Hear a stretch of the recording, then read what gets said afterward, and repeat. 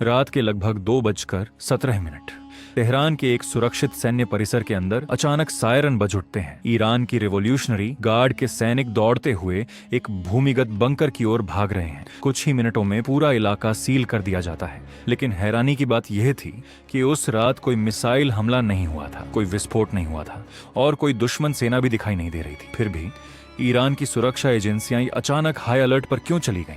उस रात तेहरान में एक अफवाह तेजी से फैल रही थी। ईरान के सुप्रीम लीडर अली खामेनेई को मारने की साजिश नाकाम कर दी गई है। यह खबर कुछ ही घंटों में पूरी दुनिया के मीडिया में फैल गई।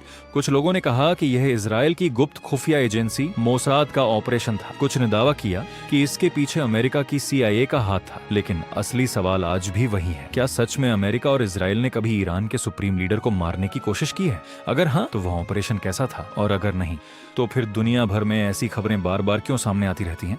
आज की इस कहानी में हम जानेंगे अमेरिका, इजराइल और ईरान के बीच चल रही उस खामोश जंग के बारे में जिसे दुनिया शैडो वॉर कहती है। और यह भी समझेंगे कि क्यों कई बार दुनिया को ऐसा लगता है कि अली खामेनेई को खत्म करने का कोई गुप्त ऑपरेशन चल रहा है। 1979 यही वह साल था जिसने मध्य पूर्व की राजनीति को हमेशा के लिए बदल दिया। ईरान में उस समय एक बहुत बड़ा राजनीतिक तूफान आया, इस्लामिक रिवॉल्यूशन। इस क्रांति के बाद ईरान में शाह मोहम्मद रजा पहलवी की सरकार गिर गई और सत्ता आ गई अयतुल्लाह रूहुल्लाह खुमैनी के हाथों में। इस क्रांति के बाद ईरान ने खुद को एक इस्लामिक रिपब्लिक घोषित कर दिया। लेकिन इसी के साथ शुरू हो गया अमेरिका और ईरान के बीच दुश्मनी का एक लंबा दौर, क्योंकि क्रांति के तुरंत बाद ईरान में एक घटना हुई जिसने पूरी दुनिया को हिला दिया। तेहरान में मौजूद अमेरिकी दूतावास पर हजारों प्रदर्शनकारियों ने हमला कर दिया और 52 अमेरिकी राजनयिकों को 444 दिनों तक बंधक बनाकर रखा गया। यह घटना इतिहास में ईरान हॉस्टेज क्राइसिस के नाम से जानी जाती है। उस दिन के बाद से अमेरिका और ईरान के रिश्ते कभी सामान्य नहीं हो पाए। इसी दौर में धीरे धीरे एक नया नेता ईरान की राजनीति में उभर रहा था, अली खामेनेई। खामेनेई पहले एक धार्मिक विद्वान थे, लेकिन इस्लामिक क्रांति के बाद वह तेजी से सत्ता के केंद्र में आ गए।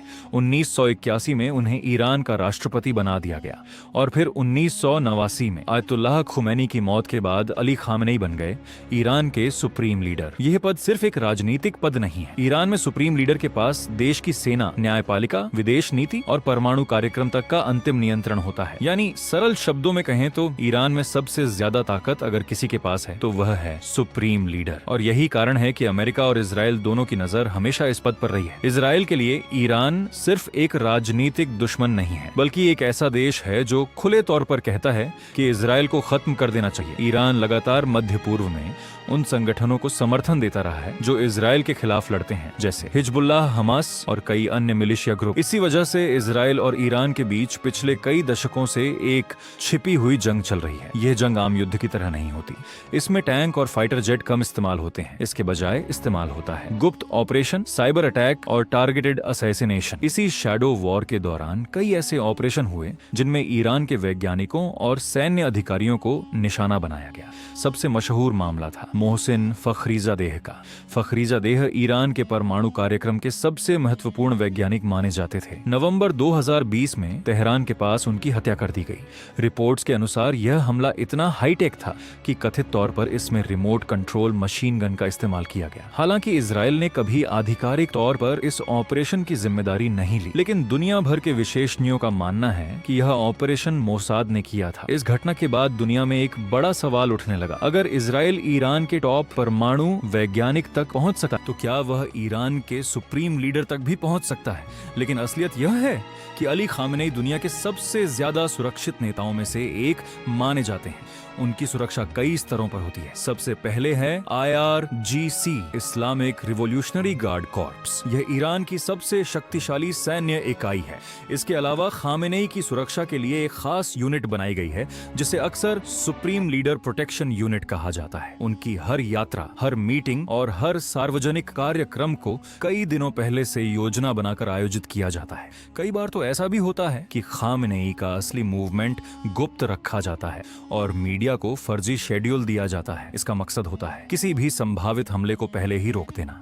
इसी वजह से अब तक कभी भी ऐसा कोई प्रमाण सामने नहीं आया है जिससे यह साबित हो सके कि अमेरिका या इजराइल ने सीधे तौर पर अली खामेनेई की हत्या का प्रयास किया हो। लेकिन इसका मतलब यह भी नहीं है कि ईरान के शीर्ष नेताओं पर कभी खतरा नहीं रहा। दरअसल मध्य पूर्व की राजनीति में टारगेटेड किलिंग एक आम रणनीति बन चुकी है। जनवरी 2020 में दुनिया ने एक ऐसी घटना देखी जिसने पूरे क्षेत्र को युद्ध के कगार पर ला खड़ा किया। बगदाद एयरपोर्ट के पास एक अमेरिकी ड्रोन ने हमला किया। इस हमले में मारे गए कासिम सुलेमानी। सुलेमानी ईरान के सबसे शक्तिशाली सैन्य कमांडरों में से एक थे। वह कुद्स फोर्स के प्रमुख थे और मध्य पूर्व में ईरान की सैन्य रणनीति के मुख्य वास्तुकार माने जाते थे। अमेरिका ने खुलकर इस ऑपरेशन की जिम्मेदारी ली। उस समय अमेरिकी राष्ट्रपति डोनाल्ड ट्रंप ने कहा कि सुलेमानी कई अमेरिकी नागरिकों की मौत के लिए जिम्मेदार थे और उन्हें रोकना जरूरी था। लेकिन इस घटना के बाद दुनिया भर में यह सवाल उठने लगा, अगर अमेरिका इतना बड़ा कदम उठा सकता है तो क्या वह कभी ईरान के सुप्रीम लीडर को भी निशाना बना सकता है? विशेषज्ञों का कहना है यह संभावना बेहद कम है, क्योंकि ऐसा कदम पूरे मध्य पूर्व में एक बड़े युद्ध को जन्म दे सकता है। और शायद यही कारण है कि अब तक किसी भी देश ने ऐसी कार्रवाई करने की कोशिश नहीं की। इसके बावजूद ईरान, अमेरिका और इजराइल के बीच तनाव लगातार बना हुआ है। साइबर युद्ध, जासूसी और गुप्त ऑन ऑपरेशन आज भी जारी हैं। 2010 में एक रहस्यमय कंप्यूटर वायरस सामने आया, स्टक्सनेट। ये वायरस ईरान के परमाणु कार्यक्रम को निशाना बनाने के लिए बनाया गया था। इसने ईरान के नतांज परमाणु संयंत्र में कई सेंट्रीफ्यूज मशीनों को खराब कर दिया। बाद में साइबर सुरक्षा विशेषज्ञों ने दावा किया कि यह दुनिया का पहला डिजिटल हथियार था और कई रिपोर्ट्स के अनुसार इसे अमेरिका और इजराइल ने मिलकर विकसित किया था। यानी युद्ध सिर्फ जमीन पर ही नहीं बल्कि कंप्यूटर नेटवर्क में भी लड़ा जा रहा था। आज की तारीख में अली खामेनेई की उम्र 80 साल से ज्यादा हो चुकी है, फिर भी वह अब भी ईरान की राजनीति के सबसे शक्तिशाली व्यक्ति हैं। उनके हर बयान का असर सिर्फ ईरान में ही नहीं बल्कि पूरे मध्य पूर्व में दिखाई देता है। और शायद यही वजह है कि दुनिया भर की खुफिया एजेंसियां हमेशा तेहरान की गतिविधियों पर नजर रखती रहती हैं। लेकिन अभी तक उपलब्ध तथ्यों के अनुसार अमेरिका या इजराइल ने अली खामेनेई की हत्या नहीं की है और न ही ऐसा कोई प्रमाण है कि उनकी हत्या का कोई सफल ऑपरेशन कभी हुआ हो। हालांकि मध्य पूर्व की राजनीति इतनी जटिल है कि कई बार सच्चाई और अफवाह के बीच फर्क करना मुश्किल हो जाता है। और यही कारण है कि आज भी दुनिया में कई लोग यह मानते हैं कि ईरान के सुप्रीम लीडर के खिलाफ कोई गुप्त ऑपरेशन कभी भी हो सकता है।